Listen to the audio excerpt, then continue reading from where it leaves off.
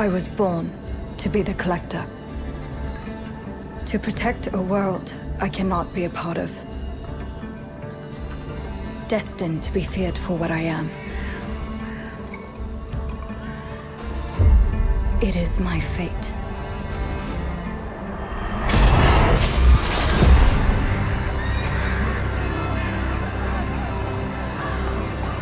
I have devoted my life to facing them. Those granted the power to raise souls. Those corrupted by their gifts. Tilting the ancient balance toward cataclysm. But at last, their debt is due.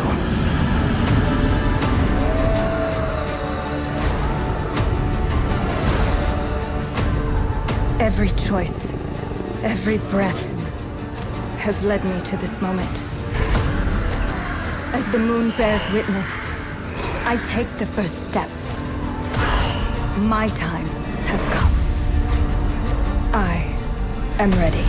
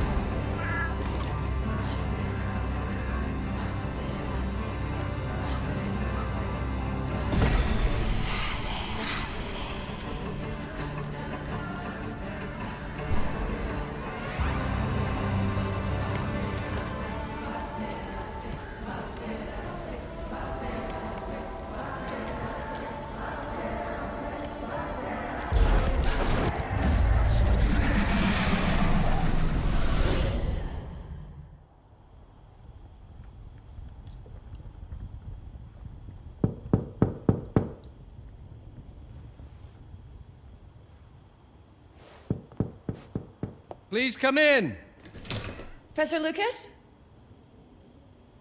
Yes. Yes, and you must be Cleo. I'm up here. Please join me. Be right there.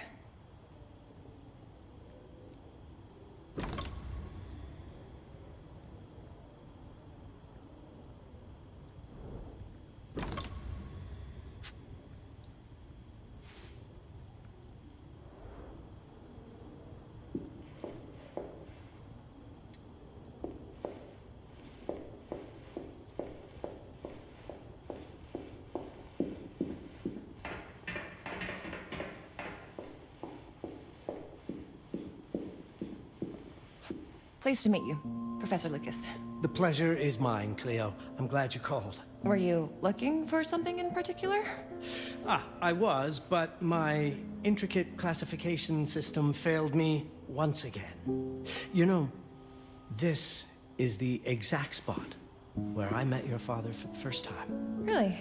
Yes, he was looking for essays on Rembrandt and other Dutch masters. His arms were brimming with books. He could barely see in front of himself. That sounds like my father. Yes. I recognized myself in his eagerness to learn. The same eagerness that brings you here, I suppose. Oh. Yes. I have the letter he gave me. Could you have a look? Absolutely. Let's go to my desk. So how's my dear friend Aaron? You called my father a friend. Of course. He never talked about you before giving me the letter. I was devastated when he told me about his condition. I'm sorry, Cleo. He told you? When?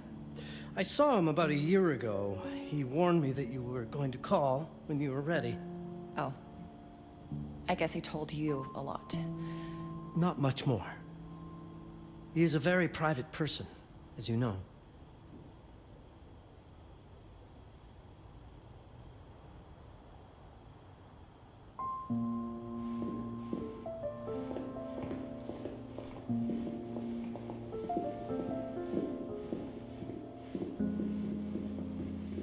Let's settle at my desk by the fireplace. It's the ideal spot to examine your letter.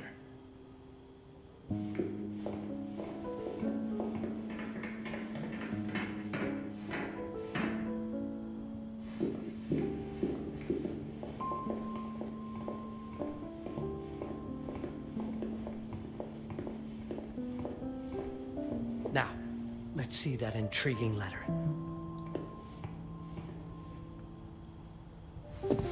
I can't read past the first line my father wrote. And then there's this last part at the end. Both are in English, but everything else is... I was hoping you could help me. I've never seen anything like this before. The writing seems to be hidden behind some sort of veil, and there's movement in it. It's like something organic. You're absolutely right.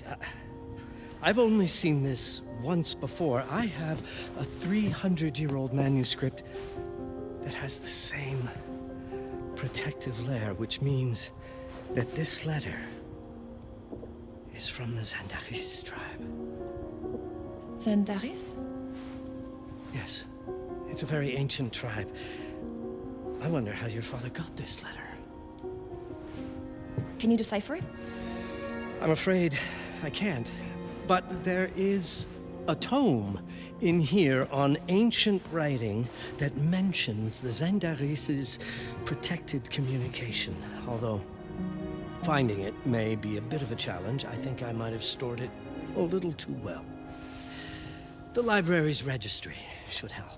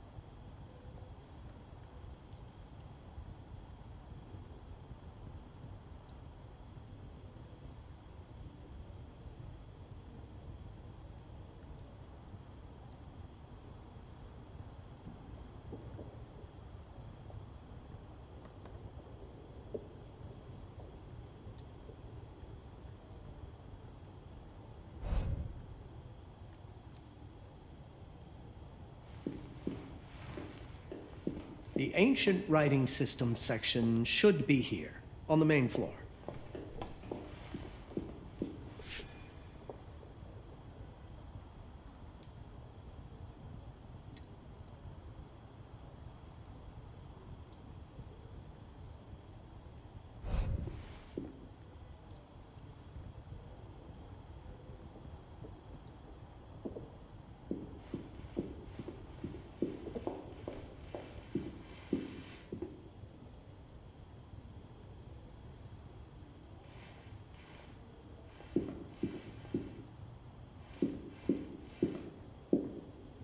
Did you find the tome?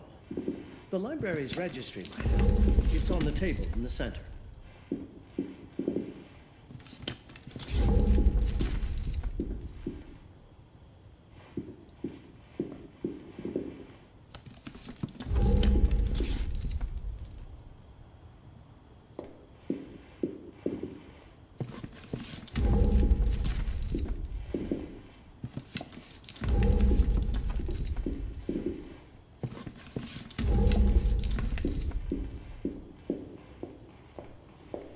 Have you checked the ancient writing system section? The library's registry might help. It's right there in the center.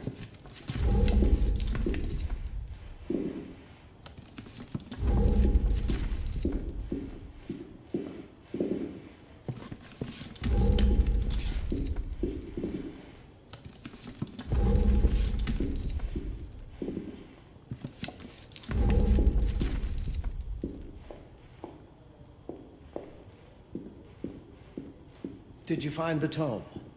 The library's registry might help. It's on the table in the center.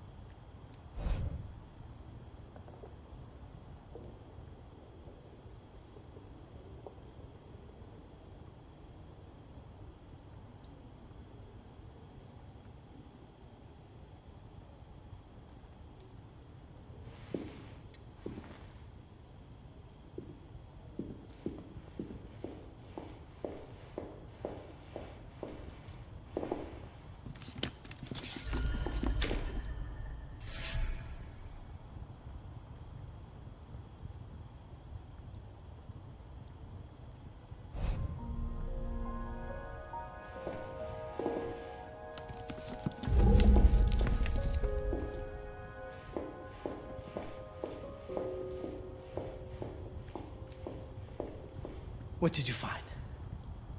Protected Zaindaris information was only decipherable through an object. Something called a heparin? Yes, of course. So you've heard of it before? I thought it was a legend. It varies depending on the source. I've never seen one. They said it appears as something unremarkable.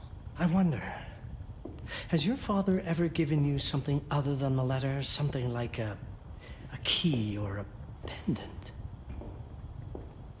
He gave this to me when I was a child. But I don't think it has anything to do with... Fascinating. I don't see how this could help us decipher a language.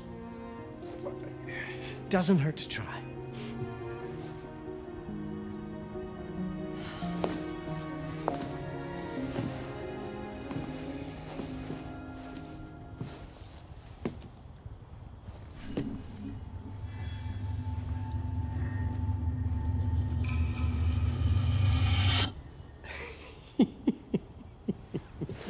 It doesn't work. It's all right. Aaron has thought this through. There must be something that we're missing. Something to activate it, maybe. What makes you so sure that my father was behind this? Would it really be so surprising? I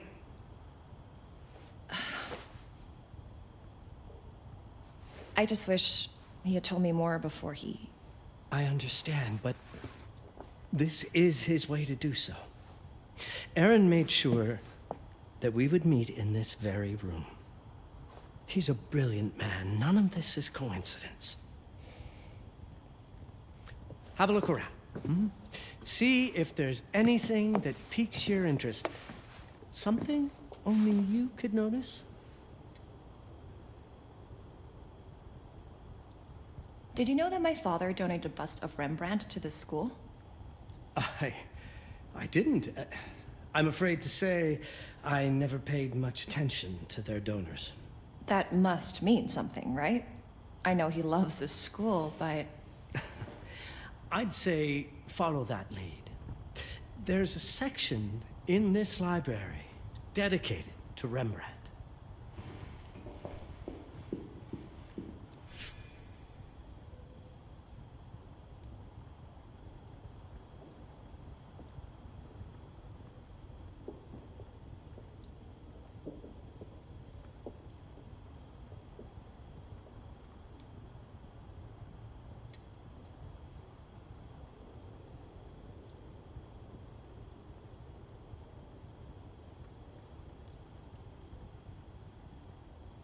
Show me everything your father might have left you, Cleo.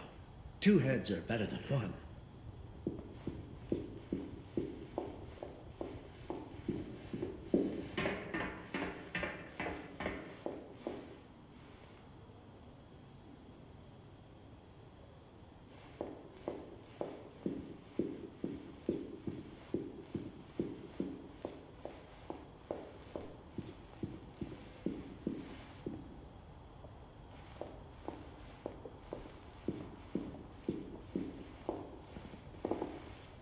You might want to look into anything related to Rembrandt, Cleo. It makes perfect sense if we try to think as your father would.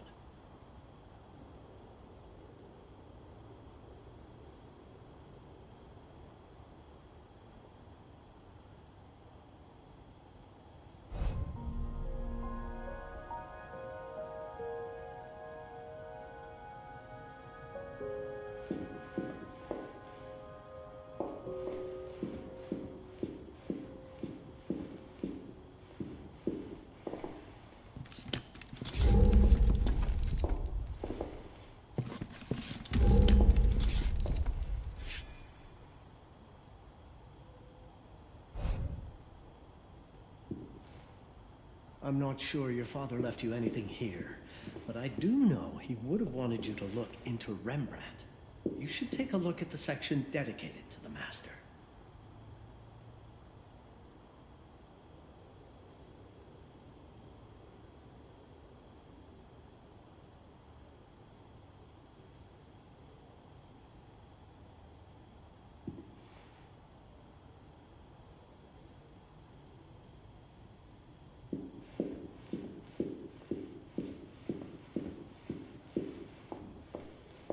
Show me everything your father might have left you, Cleo. 2 heads are better than 1.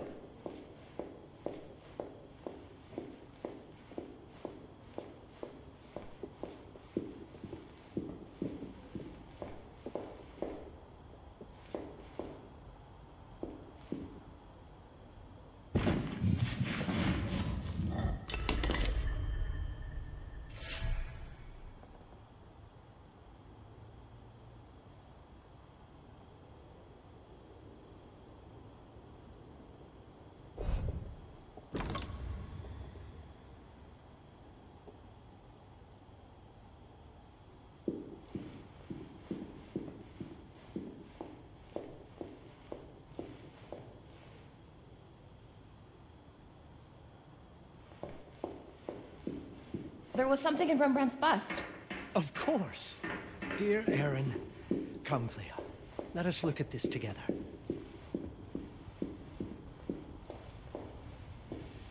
My father left me a note. Wonderful. I don't understand it, but my name's on it. Let's see.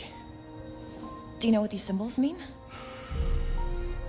It seems to refer to a special tool.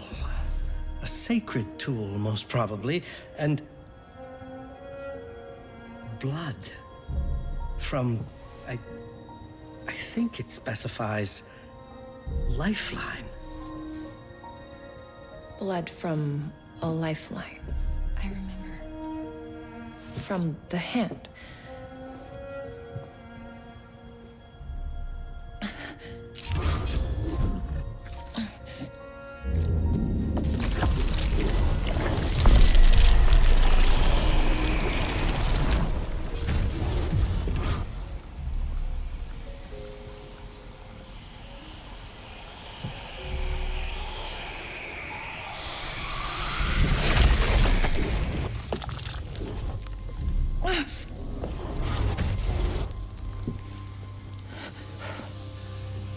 That's it. That's the Hiparan. Aim it at the letter.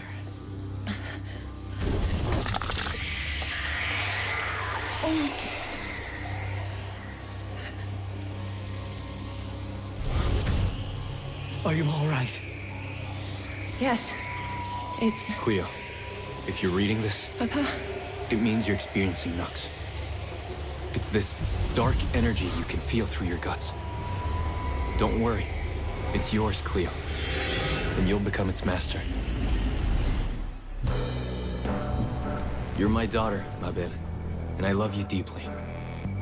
I once promised to tell you everything about your mother. This is it, but not the way you were expecting. Take these words as a guide to prepare you for what's coming. It all started on December 30th, 1999. I was with Agnes, my girlfriend at the time. We were in Amsterdam for the year 2000 celebrations, and we had a room in a pretty cool hotel. I thought we were turning the page on a year, a century, a millennium. But it was more than that. We were standing at the beginning of a new cycle. And you, Mabel, would be part of it.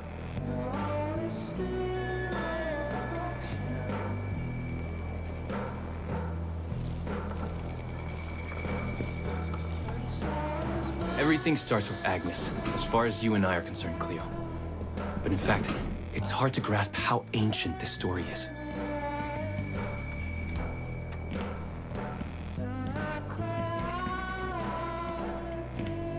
Agnes was different. An old soul, yet joyful, always surprised by life. From the very beginning, it felt as though she already knew me. It was awesome. Agnes had planned something for us in our room that night. Some of her belongings had already been delivered. Ancient artifacts. I was fascinated. Truly, I had no idea what Agnes had in mind. But you know what, Cleo? I didn't care. I was in love. I never questioned Agnes's actions. She had a way of making me feel important and wanted. Needed, even.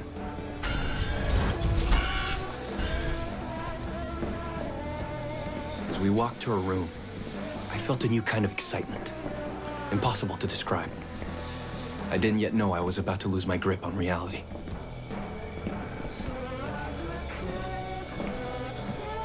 As you'll see, Mabel, losing my grip on reality is an understatement. The truth is, I never had a grip on anything at all. The closer we got, the more something stirred in my veins. Nothing unpleasant. More as though the city's canals were running through my body. There was something electric about Agnes. A force emanated from her. The force I was about to discover.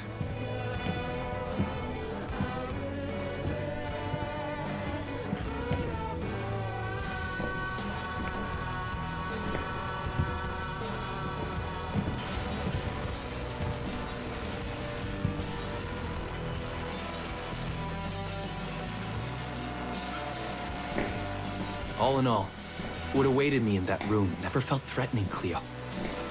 Deep inside, somehow, it always felt as though I'd been chosen.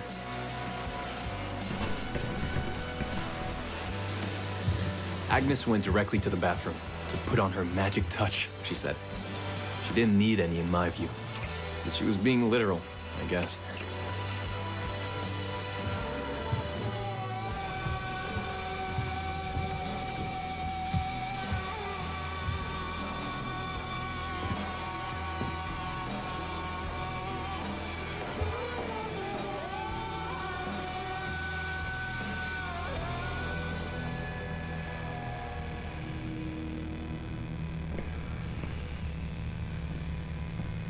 Could you set up my relics the way I told you to?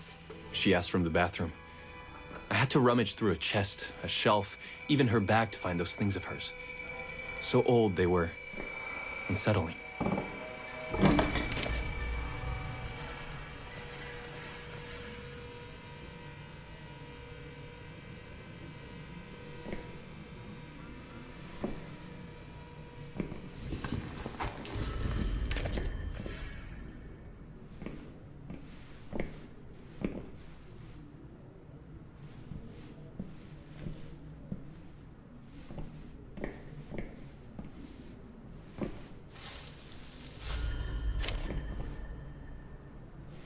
Did all my mirrors get installed? She asked.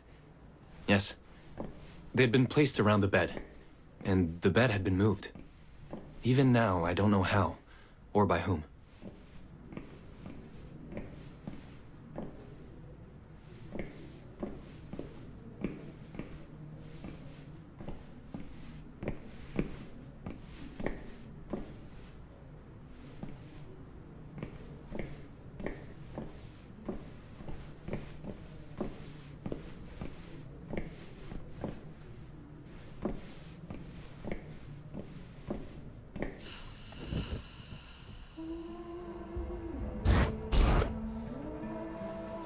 When everything was ready as Agnes requested, she came out of the bathroom.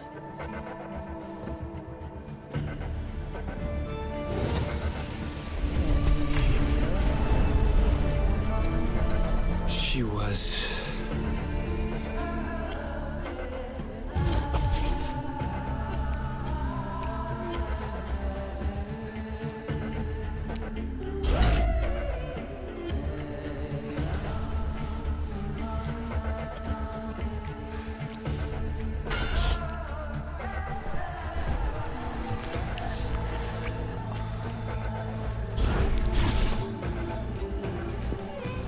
no words to describe what followed, Cleo. It felt ethereal until I lost the thread.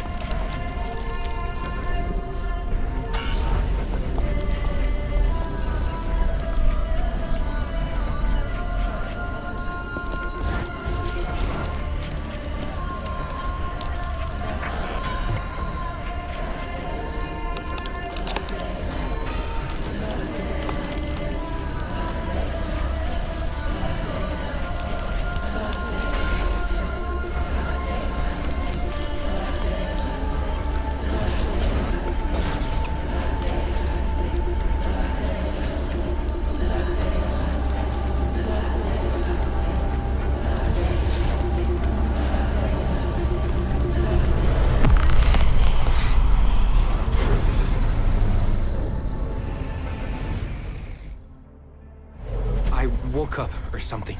I'm still not sure. I was a cat, Cleo. Yes, you read that well. I was a cat. The room was like in a nightmare. Agnes was floating, literally, and seemed frozen in time. Of course, I thought I was dreaming, but not for long. It was too real somehow. I could feel the fur on my body.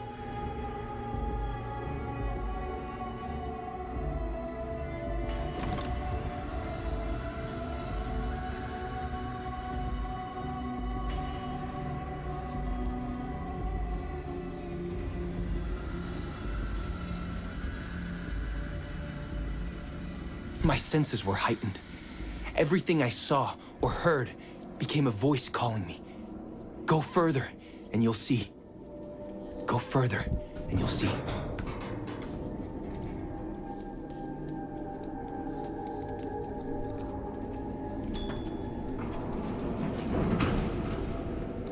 The further I went, the more real my sensations became.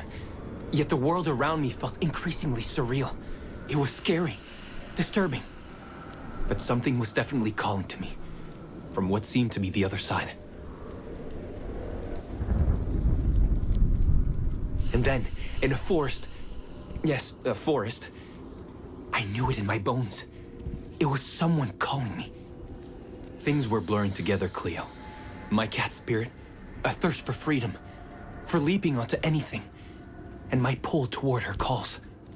And I saw her, frozen in time, like Agnes in the room. Then my cat spirit again, a need to size her up.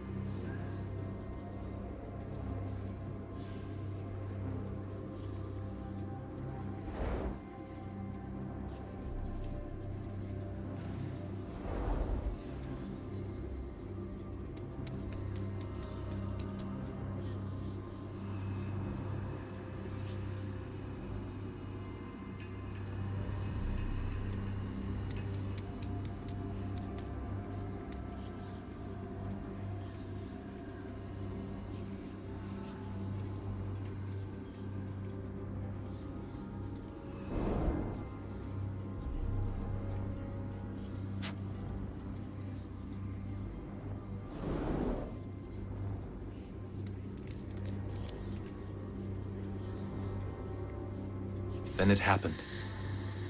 For a brief moment, I became fully feline.